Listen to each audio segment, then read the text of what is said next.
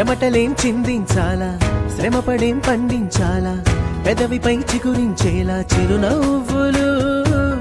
కండలను కరిగించాలా, కొండలను కదిలించాలా, చచ్చి చెడి సాధించాలా సుఖశాంతులు.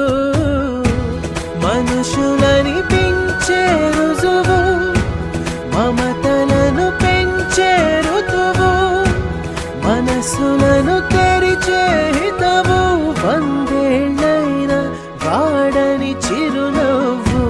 ఎక్కిళ్ళే పెట్టి ఏడుస్తుంటే కష్టం పోతుందా కదా, మరెందుకు గోలా? అయ్యయ్యో పాపం అంటే ఏదో లాభం వస్తుందా, వృధా ప్రయాస పడాలా?